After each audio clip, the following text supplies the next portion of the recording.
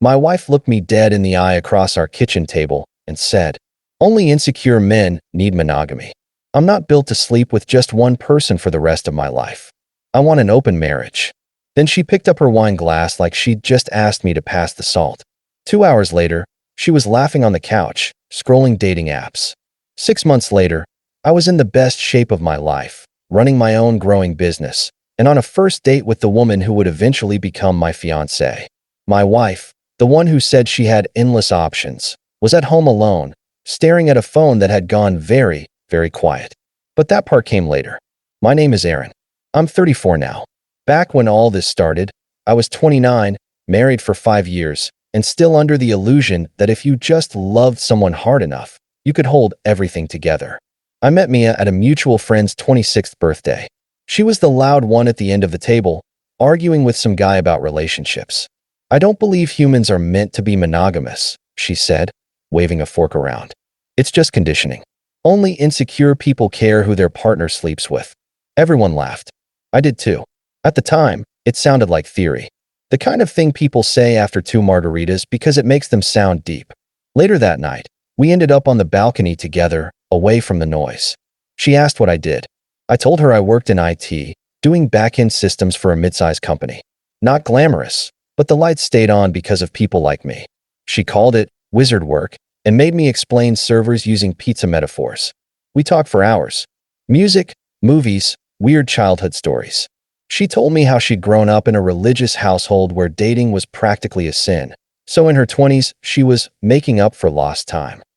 I told her how my parents had been married for 30 years and still held hands in the grocery store. She rolled her eyes. "That's cute," she said, "but also rare. I should have paid more attention to that." Instead, I focused on how easy it felt, how she listened when I spoke, how she laughed at my dumb jokes, how she kissed me in the Uber like we were already in the middle of something, not starting it. Our early relationship was intense in all the cliché ways. Late-night drives for no reason. Takeout eaten on the floor of my apartment because we didn't have chairs yet. Her falling asleep on my chest while Netflix asked if we were still watching. We had the kind of chemistry that makes you ignore every red flag because you're high on the good parts. The monogamy is a social construct stuff didn't disappear. It just lived in the background. Every so often she'd send me a podcast episode about ethical non-monogamy or an article about poly couples who made it work. I'd skim them, shrug, and text something like, "Cool, but I'm selfish. I like you," to myself, grinning face with sweat. She'd reply with a winky face or, "You're so traditional," and then climb into my lap and kiss me like I'd said the right thing. We never seriously discussed open relationships. Not then. When we moved in together, it was because her lease was ending and mine was cheaper. When we got married 2 years later, it was because I couldn't imagine waking up without her, and she cried when I proposed in the park where we had our first date. Our wedding was small. Backyard, fairy lights, my brother grilling burgers, her friends playing music off a Bluetooth speaker. She danced barefoot in the grass, white dress hitched up, hair falling out of the updo, laughing like life was one long music video. If you'd shown me a highlight reel of that day and then told me, "In a few years she'll be telling you only insecure men need monogamy," I would have thought you were insane. The first 3 years of marriage were good. Messy but good. We were broke in a cute way, arguing over whether to buy the good coffee or the cheap stuff, sharing a car that wheezed every time it went uphill. I worked regular office hours. She bounced between marketing jobs and freelance social media gigs. We had our routines. Taco Tuesday, movie Friday, Sunday mornings where I'd make pancakes and she'd sit on the counter stealing the crispy ones straight off the pan. We also had our stress. Her parents didn't love the fact she'd married some IT guy instead of chasing her own big career. She felt constant pressure to be more. My job was stable, but not exciting. I had the kind of salary that paid bills, not the kind that bought flashy vacations or designer bags. Mia's friend group changed around year 4. The old college friends with cheap wine and thrift store clothes slowly got replaced by coworkers and people she met at these content creator events. They were the kind of people who said, "We should collab," unironically, and measured their self-worth in followers. Suddenly our nights weren't Netflix and $10 pizza. They were rooftop bars, pop-up art events, and industry parties where everyone pretended to know each other. I'd tag along sometimes, stand there in my decent shirt, holding a drink, listening to people talk about building their brand, while Mia floated from conversation to conversation like she was on stage. She'd introduce me as Aaron, my husband. He's amazing with computers. And then someone would ask if I could fix their Wi-Fi as a joke. I'd laugh. It stopped being funny after the 10th time. The relationship talk ramped up again in those circles. People bragging about ethical non-monogamy, partners opening things up, everyone deconstructing traditional expectations. It was like that offhand comment she'd made years ago suddenly had a community behind it. One night, on the way home from a party, she was scrolling through her phone, reading some thread about monogamy. "You know," she said, looking out the Uber window, "most cultures throughout history weren't strictly monogamous. It's just capitalism and religion that made us like this." I made a joke about her sounding like a podcast. She didn't laugh this time. "I'm serious," she said. "I feel like I signed up for something without understanding the full terms and conditions." I brushed it off. We were tired. A little drunk. Everyone gets philosophical in the back of an Uber at 1 a.m. But those little comments started stacking up. "I feel trapped" became a phrase she used more. Not just about work. About life. About us. I'd come home from a 9-hour shift to find her in leggings on the couch, laptop open, headphones in, some expert, talking about personal freedom and radical honesty. She started posting more empowerment quotes. "It's okay to outgrow people you once loved. You don't owe anyone your loyalty if it costs you your growth." I'd read them, sitting 3 feet away from her, and wonder if I was supposed to pretend they weren't about me. Our intimacy shifted too. It didn't disappear. It just changed. Less spontaneous. More scheduled. Sometimes I'd reach for her, and she'd gently move my hand and mumble, "I'm tired," then stay up another hour scrolling on her phone. I'd lie there, staring at the ceiling, wondering when exactly I'd become less interesting than strangers on the internet. I asked, once, if she was happy. We were in bed, lights off, that space where you're both a little more honest than in daylight. She was quiet for a long time. "I love you," she said finally. "I just sometimes wonder what else is out there. I got together with you so young. I didn't really explore." The word hung between us like a neon sign. Explore. I told myself this was normal. Everyone has moments where they wonder about roads not taken. We'd work through it. Plan more date nights. Spice things up. Take that trip we'd been talking about. That was the plan. Except the universe does not care about your plans. 6 months before the open marriage conversation, Mia started going out more with the girls. At first it was once every couple weeks. Then once a week. Then 2, 3 nights in a row. She'd send me a quick, "Don't wait up, love you," text and roll in at 2 a.m. smelling like perfume and bar air. Her clothes got a little tighter, her hemlines a little shorter.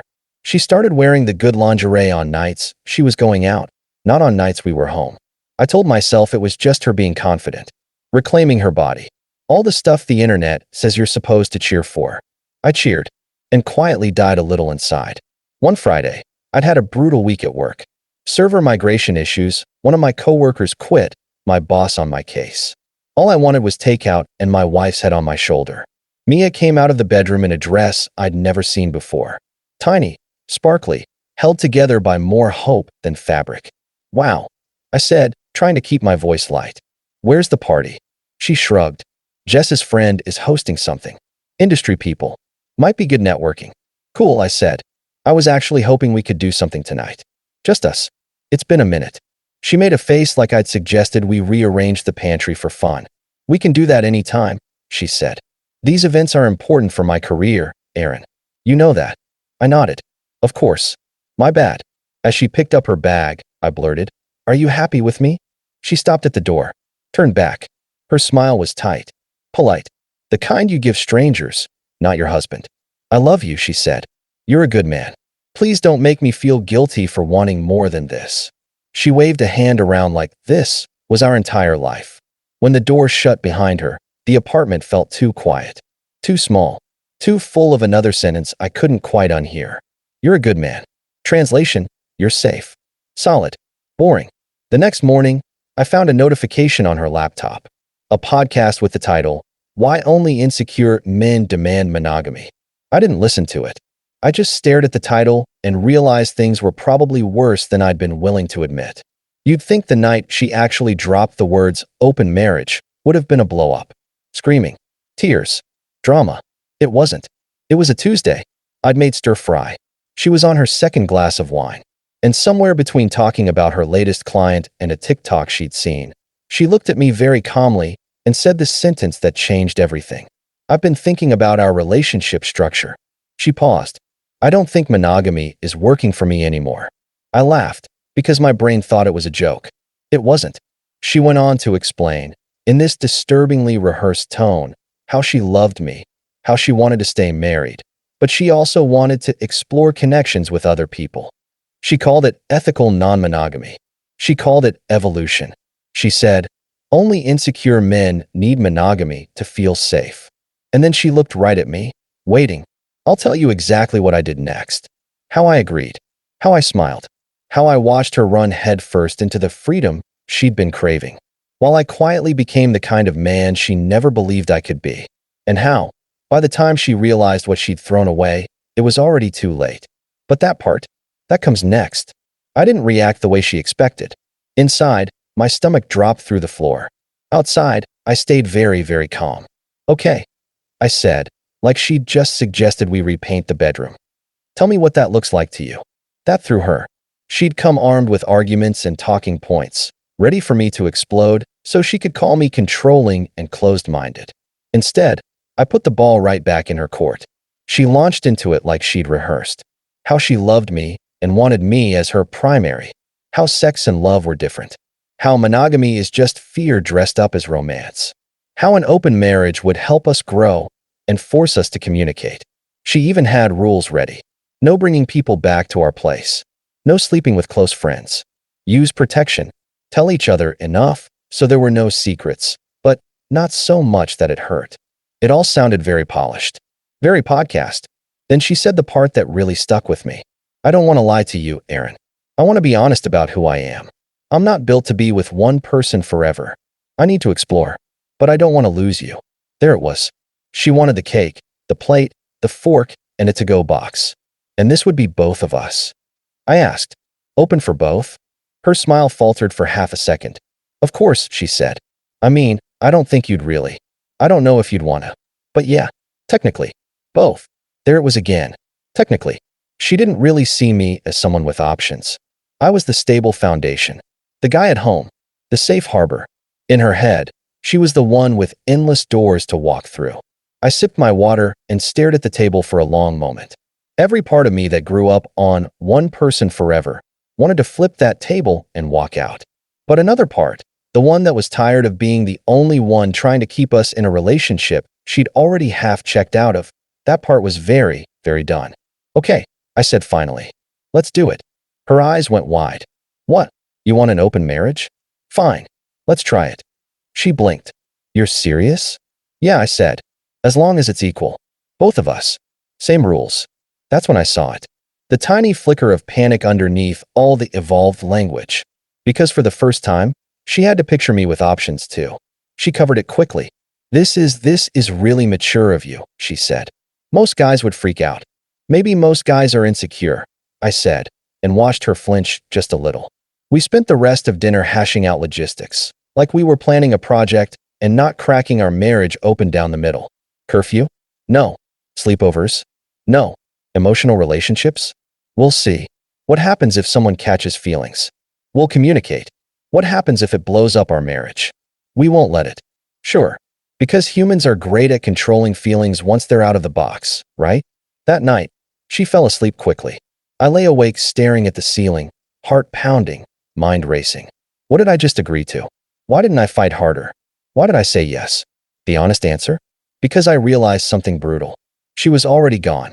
Maybe not physically, maybe not legally, but emotionally. She'd left months ago. I could either cling to a version of the marriage that only existed in my head, or I could stop being the only one pretending we were still in the same story.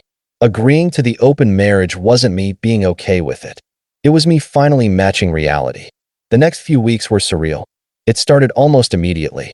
She re-downloaded dating apps just to see what's out there. She'd sit on the couch next to me, scrolling, swiping, giggling with her friends on FaceTime. This guy said he's into ethically non-monogamous dynamics, she'd read aloud. See? It's normal now. People are doing this. I'd nod, pretending my insides weren't twisting. The first time she went on a date, she spent 2 hours getting ready. Full glam. The good perfume. The dress that used to be our anniversary dress. "I'll be back later," she said. "Don't wait up." The doors shut behind her. Silence. You ever been in a house that suddenly doesn't feel like your house? That was me. I walked around like a ghost. Opened the fridge. Closed it. Turned on the TV. Turned it off. Her location on my phone sat in some bar downtown. Every time it moved, my stomach clenched. At 1 a.m., I heard the lock. She came in, cheeks flushed, shoes in her hand. "Good night," I asked. Home," she said, too casually. He was interesting. That was the beginning of a new pattern. Her going out. Me staying in. Her living in stories I wasn't part of. Me patching the holes in the one we had left. At first, I tried to participate, I guess. If this was going to be a thing, I didn't want to be the martyr. I made a dating profile. Stared at the blank bio field forever. What do you even write when you're married and technically allowed to date? "Hi, my wife's exploring her options. Want to grab coffee?" Yeah. No. I closed the app. I didn't want random bodies. I wanted my wife to want me. And she didn't. Not like before. So instead of chasing something I didn't even really want, I did something else. I turned all that pain into fuel. If she was going to explore, I was going to rebuild. Not to get revenge. Not to win. Because somewhere under all the jealousy and hurt, I realized I'd gotten small. Comfortable. Stuck. I'd become the guy who existed around her life, not the guy with a life of his own. So I made 3 decisions. I was going to get in shape. Not for her. For me. I was going to stop treating my job like a dead-end paycheck and start building something of my own. I was going to figure out who I was when I wasn't orbiting Mia. Step 1 was the easiest. I joined a cheap gym near our place and started going after work instead of going straight home to wait for her. At first, I hated every second of it. I was the guy gasping on the treadmill while old ladies power walked next to me. But pain has this weird way of turning into discipline if you give it a container. An hour where my chest hurt from running was an hour it didn't hurt from imagining my wife with someone else. So I kept going. Week after week. Month after month. The mirror started changing. Nothing insane. Just a little less softness. A little more definition. My posture shifted. My energy did too. Step 2 happened almost by accident. My company had been dragging its feet on updating some internal tools. Everyone complained. Nobody did anything. One weekend, I got sick of listening to myself rant and just built a better system. Showed it to my boss on Monday. He stared at the dashboard, then at me. "You did this?" he asked. "Yeah," I said. "Just a prototype." He took it upstairs. Suddenly, my "just a prototype" was being shown to people whose job titles started with chief. They offered me a raise to implement it across departments. I took it. Then, like any good IT guy does when he sees a gap, I started freelancing on the side. Small businesses. Fixing their clunky processes. Automating dumb tasks. Charging way less than big consulting firms, and still more than I'd ever made in my life. While Mia was out exploring, I was in my office building the early version of a business. Step 3. That took longer. Figuring out who you are without your relationship is brutal when you've spent years being Mia's husband. I forced myself to say yes to things that weren't about her. A coworker invited me to a board game night. I went. My brother asked if I wanted to join his rec soccer team, even though I hadn't played since high school. I said yes. The gym guy mentioned a Saturday hiking group. I showed up. Slowly, my world got bigger than our apartment and whatever mood Mia brought home. The open marriage, on her side, looked glamorous at first. New outfits, new stories, new guys with trendy jobs and tattoos and creative projects. She'd come home buzzing after a date, tell me just enough to sound liberated, then gloss over the parts that stung. He's in a band. He's a photographer. He's a startup founder. It was like she was trying to collect characters from a show. But patterns started to emerge. A lot of them were poly on paper, but in practice just wanted extra women without offering emotional responsibility to anyone. They'd cancel last minute. They'd slide into her texts at 2 a.m. and then disappear all week. They'd be charming in person and then forget half the basics about her life. Every so often, the mask slipped. She'd come home quiet instead of hyped. Makeup smudged, shoulders slumped. One night, I woke up at 3 a.m. and found her sitting on the bathroom floor in an oversized t-shirt, scrolling her phone with a blank face. "You okay?" I asked from the doorway. She jumped. Yeah, just thinking. About 10 minutes later, her thinking turned into crying. The guy she'd been seeing for a month, some DJ with a man bun, had told her he was not looking for anything serious after gladly enjoying all the benefits for weeks. You're married, he'd said. I can't build a life with you. This is just fun. Hearing that, coming from her, was surreal. Because that's what she'd turned me into too. The safe, boring life in the background. The thing you dip in and out of between fun. I made her tea, sat on the floor, let her cry about another man breaking her heart while trying not to think about how broken I already was. The irony was almost funny. Almost. The more she explored, the more disillusioned she looked. The men who were loudest about being evolved were often the least respectful. The ones who bragged about open relationships seemed to treat everyone as replaceable. Meanwhile, something else was happening she hadn't accounted for. People started noticing me too. I didn't suddenly become some Instagram model, but confidence does things to your face that no filter can fake. I carried myself differently, had more to talk about than Mia's latest drama, wasn't constantly anxious about what my spouse was doing. One night, at my brother's friend's birthday, I was in the kitchen loading the dishwasher, force of habit, when someone tapped my arm. You're Aaron, right? She asked. I turned around and met Hannah. She was a friend of my sister-in-law, graphic designer, glasses, paint on her hands, the kind of smile that made you feel like she already knew the punchline but was letting you catch up. We talked about nothing and everything. The disaster playlist someone had put on, her most annoying clients, my automation work. At some point, she asked, "Are you here with someone?" The old me would have mumbled "my wife" and changed the subject. The current me took a breath. It's complicated, I said. I'm married. In an open situation. It's not going great. She didn't recoil, just nodded slowly. Sounds messy, she said, but at least you're honest. We ended up talking for 3 hours. Swapped Instagram handles at the end of the night. No flirting, no plans, just connection. Nothing happened for months. We'd respond to each other's stories occasionally. She'd send a meme about bad clients. I'd send a photo of my brother's team losing spectacularly at soccer. Meanwhile, the open marriage experiment was decaying in slow motion. Mia's pool of options wasn't quite the infinity she'd imagined. The shiny guys treated her like an add-on. The serious ones wanted unattached partners. The ethically non-monogamous people had entire communication systems and community structures she didn't actually want to commit to. She just wanted maximum freedom with minimum accountability. Real life doesn't work that way. The more her external life disappointed her, the more she started circling me again, asking where I was going, who I was with, why I was always at the gym, or on your laptop, or out with your brother. Jealousy looks very different when it shows up in the person who lectured you about only insecure men caring. One evening, I was getting ready to go to a friend's game night.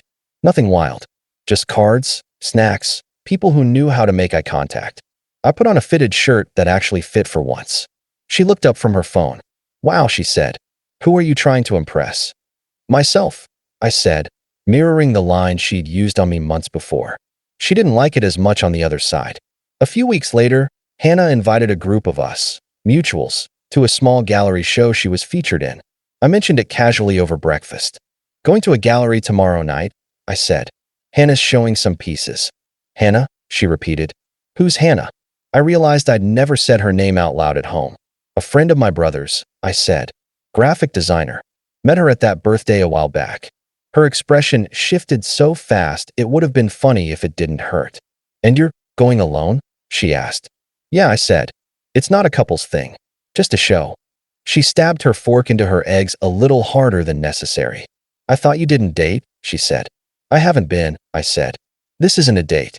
It's a gallery opening. Right, she said. But you could make it one. I looked at her. Isn't that the point of what you wanted? I asked. That we're both free to explore? Her jaw tightened. That's not what I meant, she said. This feels different. Of course it did. Because this wasn't random. This wasn't anonymous swiping. This was a connection she hadn't curated or approved. That's the night everything started to tip. Because for the first time since she declared monogamy was for insecure men, Mia had to sit with the reality that the door she kicked open swings both ways. And I was finally standing in the doorway, deciding whether to step through. I'll tell you what happened at that gallery. How just supporting a friend slowly turned into something real. How my wife's options started drying up one by one. And how, by the time she tried to slam the door shut, I was already walking toward a life where I didn't have to beg to be chosen. That comes next. The gallery was in one of those converted warehouse spaces, exposed brick, plants hanging from the ceiling, pretentious wine in plastic cups. I almost turned around at the door. Part of me felt like I didn't belong there, like I was still just Mia's husband, the guy in the background who holds coats. Then I walked in and saw my work on the wall. Not literally, but that's what it felt like.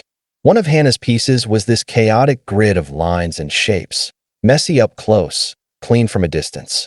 The caption underneath said something like, "Systems look random until you zoom out." I stood there way too long. You're either really into it, a voice said next to me, or silently hating it. I turned. Hannah. Black jeans, oversized shirt flecked with dried paint, hair up. No performance. No curated outfit for a date. Just her. I was trying to figure out how you did the layering, I said. It looks like a glitch map. Her eyes lit up. You know what a glitch map is? She asked. I break software for a living, I said. Glitches are my whole personality. She laughed. Not polite. Not flirty. Just genuinely amused. We ended up doing that thing where you move together, group to group, without planning it. One minute we were talking with her artist friends about terrible client revisions. The next we were standing near the snack table, making up backstories for the guy aggressively eating grapes in the corner. Every few minutes, my phone buzzed in my pocket. I knew who it was. Mia. 3 texts in a row. How's the gallery thing? Who are you there with? Send me a pic. I didn't answer right away. Not to be petty. Just because, for the first time in a long time, I was actually present where I was. At some point, Hannah glanced at my phone lighting up over and over. Everything okay? She asked. Yeah, I said. Just home stuff. She didn't push. Later, a group of us went to a late-night diner. Someone passed around fries. Someone else argued that mayo on fries should be illegal. We were all loud and stupid and tired. It felt easy. No walking on eggshells. No trying to say the right, evolved thing about relationships. Just people. Outside, in the parking lot, people peeled off in pairs and trios. Glad you came, Hannah said, hugging her jacket tighter. I know these things can be a lot. They were fun, I said. You were right to drag me out of cave mode. She grinned. I'll send you a list of good coffee shops next, she said. So you can code in public like a mysterious guy with secrets. I have exactly 0 secrets, I said. Liar, she said lightly, then waved and headed to her car. I watched her go, that weird twisting feeling in my chest. Not guilt exactly. Not yet. Just the realization that for the first time since Mia's open marriage announcement, I'd felt, wanted for my brain, not my role. When I got home, it was almost midnight. Mia was on the couch, scrolling her phone. She looked up fast. Well, she demanded. How was your big art date? It wasn't a date, I said, kicking off my shoes. It was a group thing. And it was good. Who was there? She asked. I listed names. People she didn't know. And Hannah, she said. Of course. There was a sharpness there I'd never heard when she talked about her own dates. You're allowed to ask if you're jealous, I said, heading to the kitchen. I'm not jealous, she shot back. I just don't want you to get confused. Confused about what? I asked, turning back.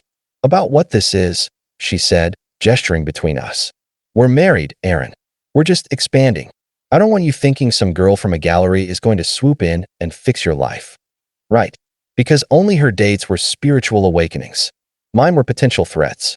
The irony almost made me laugh. I'm not looking for anyone to fix my life, I said.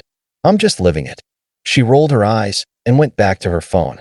But that night, when she thought I was asleep, I heard her get up and go to the bathroom with her phone. The door clicked. Quiet. Then a faint, muffled, angry whisper. Why are you being weird? You knew I was married from the beginning. No, I'm not obsessed. I just thought we had something. The DJ, the fun guy, telling her, in his own blunt way, exactly what I'd been feeling for months. He liked access. He didn't want responsibility. Her options weren't looking so endless anymore. The open marriage dragged on for another few months. On paper, we were both free. In reality, it went like this. Her dates got shorter, more disappointing, more one-sided. My life got bigger. Business grew. Body changed. Social circle widened. There was this one morning that stands out. I was making coffee, half listening to a podcast, when Mia shuffled into the kitchen in yesterday's t-shirt. She watched me grind beans, pour water, do the whole little ritual. "You seem different lately," she said. "Different how?" I asked. "I don't know," she said. "More confident, I guess. You used to ask what I was doing every night. Now you're just gone. Busy. It's weird. You wanted us to have our own lives?" I said. "Yeah, but..." She trailed off. "I didn't think you'd actually thrive." She didn't say that last word. She didn't have to. A week later, she came home early from work. No makeup. Eyes red. "Can we talk?" she asked. Those words used to make my stomach drop. This time, I just turned off my monitor and waited. "I think I've made a mistake," she said, standing in the doorway like a kid about to confess something. "This whole open thing. It's not working for me." I waited. She went on. "I thought it would make me feel free," she said. "In control. But honestly, it's exhausting. Everyone's so flaky. Or selfish. Or just shallow. The guys who were all excited about me being married, half of them disappeared as soon as they realized I wasn't going to blow up my whole life for them." I thought about saying, "Yeah, that's how that works." Instead, I nodded. "It's like..." She struggled. "I thought having options would make me feel powerful, but it just makes me feel disposable, replaceable, like I'm always auditioning."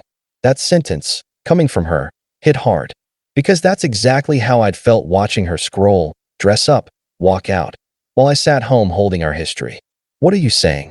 I asked. She took a breath. "I want to close it," she said. "The marriage. Go back to us. Just us. No more outside stuff. I want to try again. For real." If she'd said that the night she first brought open marriage up, I would have been on my knees with gratitude. If she'd said it after the first date, I would have thrown every app off my phone. But now, after months of watching her chase better experiences and come home emptier each time, after rebuilding my life from the inside out, something in me had shifted. "I have a question," I said. "What?" she asked. "If those guys were still chasing you," I said quietly. "If your phone was still blowing up every night, if Mr. DJ was begging to be with you, would you still want to shut it down?" She opened her mouth, closed it. That flicker of honesty crossed her face before she could hide it. "I don't know," she admitted. "Maybe. Probably. I just..." "Thanks," I said. "That's my answer." "That's not fair," she snapped. "I'm trying to be honest here." "I know," I said, "and I appreciate it. But I can't unhear that. You don't want monogamy. You want scarcity. You want me to be plan A while you keep plans B through Z in a folder, just in case. That's not..." "Mia," I cut in, tired. "You told me, word for word, only insecure men need monogamy." She flushed. "I was wrong," she said quickly.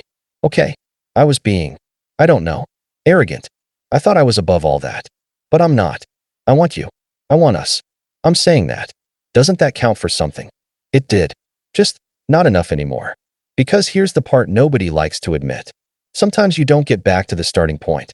Sometimes the bridge you burn isn't to the other person. It's to who you were with them. "I believe you're tired," I said slowly. "I believe you're lonely. I believe these guys treated you like an option, and it sucks. But I also believe something else." "What?" she demanded. "You didn't suddenly become a monogamy person," I said. "You just realized the market for being the main character in everyone's story is smaller than Instagram made it look." Her eyes flashed. "So what? You're perfect now," she shot back. "You think you're too good for me?" "No," I said, and surprised myself with how calm I felt. "I think I finally know what I want. And it's not this. Not anymore." Her voice dropped. "What are you saying?" "I'm saying I want out," I said. "Not out of the open marriage. Out of the marriage, period." It was like I'd flipped a switch. Her face crumpled, then hardened, then crumpled again. "No," she said. "No. You don't mean that. You're just hurt. We can fix this.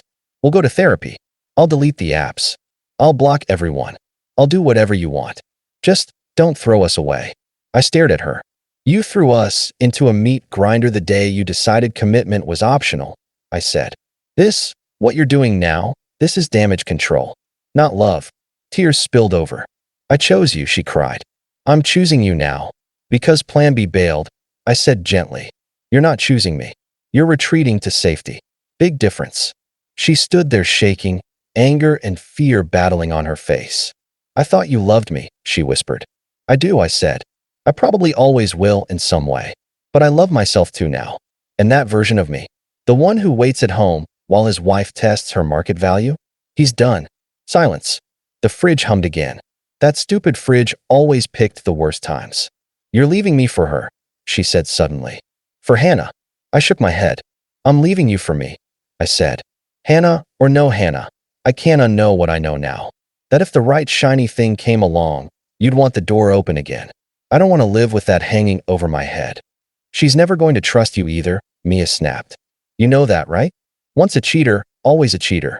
You think you're the good guy in this, but you're still the guy who stayed married while looking at other women. I let that land. You're right about one thing, I said quietly.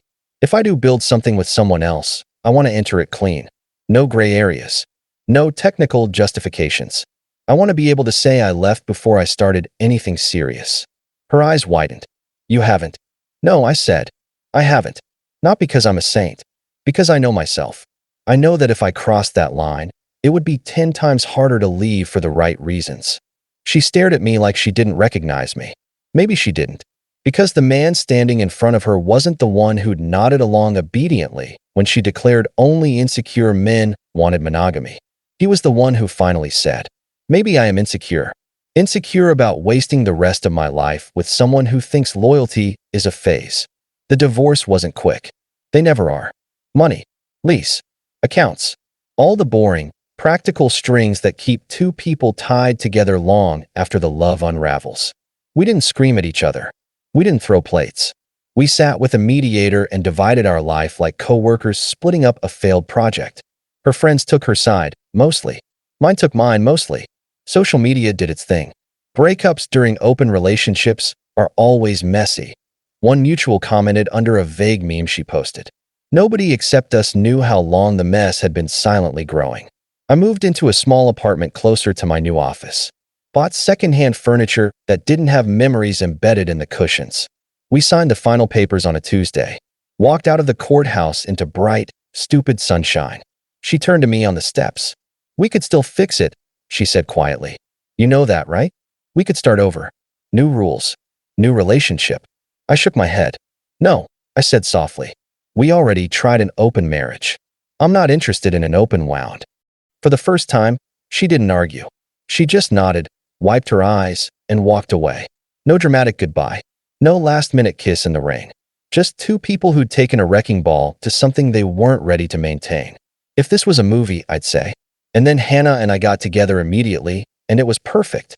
Real life gave us something a little less cinematic, but a lot more honest. I didn't text her right away. Didn't slide into her DMs from the courthouse. I took 6 months. 6 months of being actually single. No apps. No casual anything. Therapy once a week. Work. Gym. Family.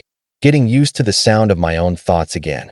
Figuring out how to sit on a couch alone without reaching for my phone to check who someone else was with. Then one afternoon, I was in a coffee shop, headphones in, laptop open, when someone tapped the table. You really do code in public like a mysterious guy with secrets, Hannah said, grinning. We hadn't seen each other since before the divorce. Comments here and there. The occasional meme. But no deep conversations. Partially because I didn't trust myself not to use her as an emotional crutch. Partially because I wasn't sure she'd even want to be near that kind of chaos. I'm full of secrets, I said. Like how I secretly don't understand half the latte menu. She laughed, pulled out the chair. You mind if I sit? She asked. Please, I said, closing my laptop. We talked for an hour. About work. About her new projects. About my business expanding. Eventually, I told her about the divorce. All of it. I didn't leave for you, I said. Just so that's clear. I left because I was done betraying myself. She studied me over her cup. Good, she said simply. Because I wouldn't be interested in being anybody's reason. I laughed. Yeah, I said. You don't strike me as the consolation prize type. We started with walks. Then coffee. Then dinners that stretched past closing time. It wasn't fireworks and grand gestures. It was consistent warmth. She asked real questions. Called me out when I got vague. Didn't flinch when I told her the ugliest parts. The nights pacing the apartment. The feeling of not being enough. The part of me that worried I was broken because I still wanted something as basic as one person. Basic? She repeated, eyebrows up. Aaron, Wanting one person isn't basic. It's terrifying. You're putting all your eggs in one basket and then sitting in it. That's not how that saying goes, I said. It is now, she said. My point is, what you want isn't shallow. It's just not trendy right now. That doesn't make it less valid. One night, walking her to her car, she stopped, turned to me. Where are you emotionally? She asked. Like, do you want this to become something? Or are you still mid-collapse? I thought about it. About Mia's line. Only insecure men need monogamy. About the way that sentence had burrowed under my skin and sat there, making me question every instinct. About how, with Hannah, I never once felt like I had to apologize for wanting depth. I want this to be something, I said. And I don't want it to be open. Not ever. I'm not built for that. I've tried. I know exactly what it does to me now. She nodded slowly. Okay, she said. Then here's my boundary. Hit me, I said. If we do this, we close every door behind us, she said. No ethical explorations. No. We were on a break. No flirting with the idea of having backups. If either of us wants to see other people, we end it first. Clean. I watched my sister go through something like you did. I promised myself I'd never be on either side of that mess. I felt something in my chest unclench. That sounds perfect, I said. Good, she said. Because I think only secure people can actually handle monogamy. That line. Yeah, that one stayed with me. Fast forward 2 years. The business is solid. We have a small team. A real office. People who depend on me and believe in what we're building. My body doesn't look like a fitness model's. But I'm strong. I sleep. I don't jolt awake at 2 a.m. picturing someone else's hands on my spouse. Hannah and I live together now, in a place we chose, with furniture we picked, with plants we're terrible at keeping alive. We got engaged last fall. Nothing fancy. No drone footage. Just us on a hike. Wind in our faces, me nearly dropping the ring because my hands were shaking. She said yes like it was the only answer that made sense. And Mia? I heard bits and pieces. Mutual friends. Social media glimpses. She cycled through a few relationships. A serious one that imploded when the guy found old screenshots of her bragging about having everything. A move to another city. A long post about healing from internalized monogamy that sounded more like someone trying very hard to convince themselves they weren't lonely. About a month after Hannah and I announced our engagement, I ran into Mia at a grocery store.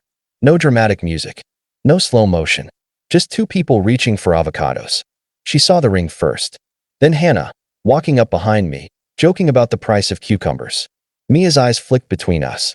Then she smiled, small, tired. Hey, she said. You look good. You too, I said. How's life? It's a lot, she said with a shrug. I'm figuring it out. Aren't we all? Hannah said, offering a hand. I'm Hannah. I know, Mia said, shaking it. I mean, I've heard your name. For a second, something awkward and sharp hung in the air. Then it passed. We said goodbye, walked away. In the car, Hannah looked at me. You okay? She asked. Yeah, I said. And I meant it. Sure, she pressed. Yeah, I repeated. Running into a ghost is weird. But that's all she is now. A ghost. We watch people push carts through the parking lot. You know what's funny? I added. What? I used to think monogamy was the safe option, I said. The boring path. But it turns out, picking one person and betting your whole emotional life on them, that's the riskiest thing I've ever done. And somehow, it feels exactly right with you. She squeezed my hand. Only secure men can handle that, she said, smirking. Only secure women too, I replied. So that's my story. My wife looked me in the eye and told me, only insecure men need monogamy, demanded an open marriage so she could test her market value, and assumed I'd sit quietly in the background while she explored. Instead, I quietly rebuilt myself, found my footing, watched as the people she thought would line up forever treated her like a side quest. By the time she realized the door swings both ways, I was already halfway through it, walking toward a life where being someone's first choice wasn't controversial or old-fashioned. Do I think open marriages always fail? No. I think some people genuinely can do it, with insane communication and mutual respect. But I also think a lot of people use openness as a polite word for, I want all the options without any of the risk. And that will eat a relationship from the inside out. What do you think? If your partner came home and said, only insecure people want monogamy, I need an open marriage, Would you say yes to keep them? Or walk away to protect yourself? Did I wait too long to leave? Or did I need to see the truth play out? Let me know in the comments. And if you made it this far, don't forget to drop a like and subscribe for more real-life stories.